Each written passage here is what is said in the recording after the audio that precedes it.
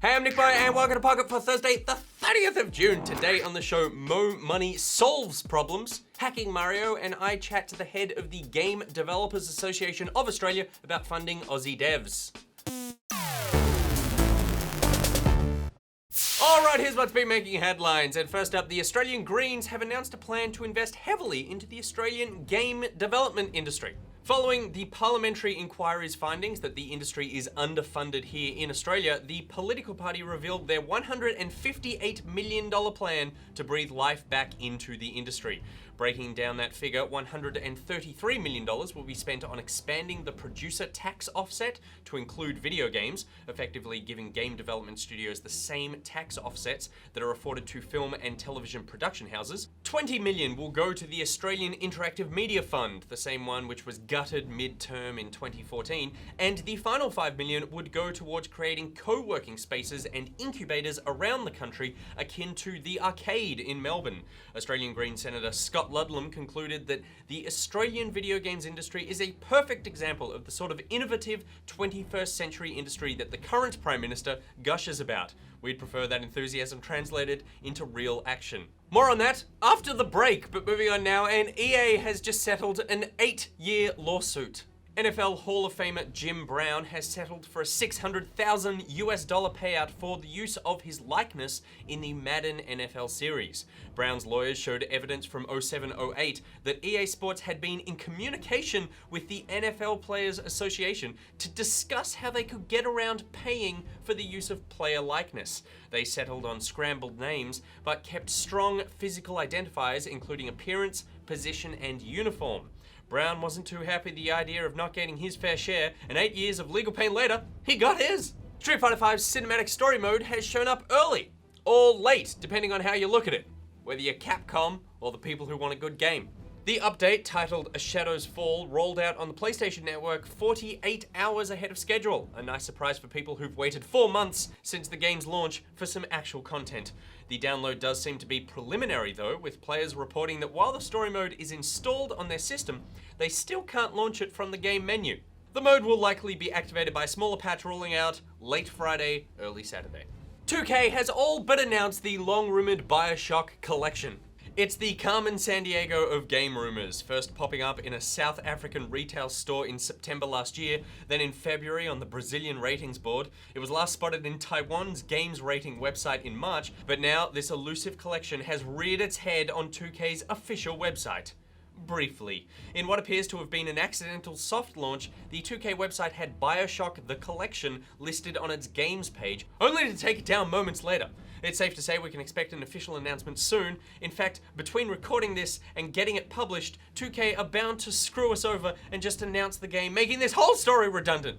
How do people catch these things? What kind of sick monster sits there just refreshing publisher websites? Is it you? Well, thank you, because without you, there'd be no news, just some bullshit about the NFL. Moving on now to games that are coming out. Road Redemption has been given release dates for PC and consoles. The spiritual successor to Road Rash will launch on PC, Mac, and Linux on the 15th of October this year, and will make its way to PS4 and Xbox One on the 15th of January 2017. Moving on now, and Microsoft really wants you to play Gears of War 4. In fact, they're willing to give you 4 Gears of War games to buy Gears of War 4. Anyone who purchases Gears 4 digital or retail before the end of 2016 will receive digital copies of the Legacy series on Xbox 360, which will be playable through the Xbox One's backwards compatibility. Alright, now it's time for our thing of the day, and after that I will chat to Tony Reid, the head of the Game Developers Association of Australia, about the Greens funding proposal. It's more interesting than it sounds, because it sounds pretty uninteresting. But it's not.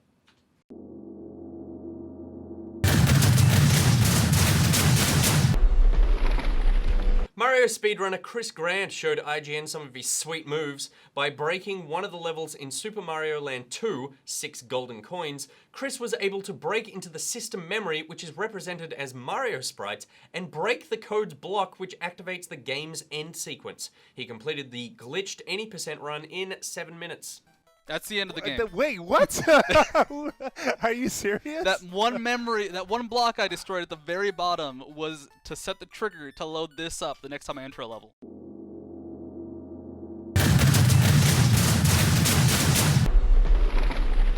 All right, Tony, thank you very much for joining me. Hey, anytime. Thanks for having me. That's why you say, Nick, it's a total pleasure. It's a total pleasure, Nick. Absolutely. You don't need to say that. Thank you very much. Look, this green situation is quite exciting. This all comes from the back of an inquiry from last year that came out saying that the games industry was underfunded. Can you just talk about that a little bit? Yeah, it was actually Scott Ludlam that launched the inquiry after the Australian Interactive Games Fund was cancelled. And he really was asking questions about why. Why would you cancel funding to probably the most innovative sector that exists right now in the creative industries? And as we saw the results of the inquiry this year, the recommendations were all very positive, basically suggesting that government should support the sector in a bipartisan manner. This is innovation. We should be supporting it. And you must have felt vindicated by this. This is your whole job is trying to get more money for game developers. This must have been a good moment for you. I think one of the great outcomes is creating more and more awareness of what games are, and very especially about the people that make them. And I think that's what the inquiry did really, really well, is that they sought to understand who was behind games. We've got a lot of intelligent and very creative people in our sector. Once you understand that, it makes the decision a lot easier to support. And so the Greens proposal at the moment sort of breaks down to tax cuts, restoring a development fund, and then also setting up a shared workspace. If it went ahead, which one of these would see the sort of most immediate impact? The most immediate impact would likely come from the restoration of the Interactive Games Fund. It was always designed as a growth mechanism for the sector and allowed a bit more experimentation in games for game developers. It was also designed to be self-sustaining, and we'd achieved that. We had a lot of successful games come out of that program that were generating taxable income and should have gone back into the program to self-sustain it. So yeah, we'd see the most immediate result there. And so you set up the arcade, and you're very proud of what you've done, rightfully so. Did the Greens consult you about how you did that and that sort of process? Yeah, absolutely. They've actually visited the arcade. The Senate committee visited the arcade as well.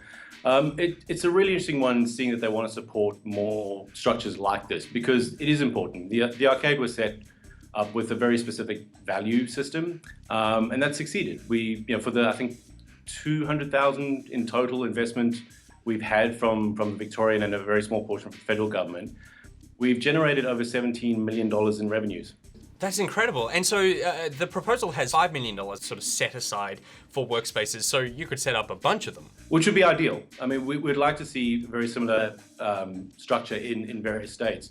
If you look at what's going on in Queensland and New South Wales and South Australia and WA right now, even Tasmania has a really small but amazing growing community. It is about that community. It's about getting that knowledge together. So if we had more collaborative workspaces like this, and then thinking a bit further, linking them all, so we have this massive national pool of knowledge, it would be a pretty incredible thing. Yeah, well, I was going to ask which city you think is sort of primed for a sort of shared workspace first off, and you gave the cop-out answer of all of them as to anger nobody. But if you had to put one somewhere, where would it be? I would think the next place would be Brisbane. Would be the way to go. That community has come up really, really well. They took a massive hit when all the big studios closed down. They've come together incredibly well. We're seeing some amazing content coming out of Brisbane right now.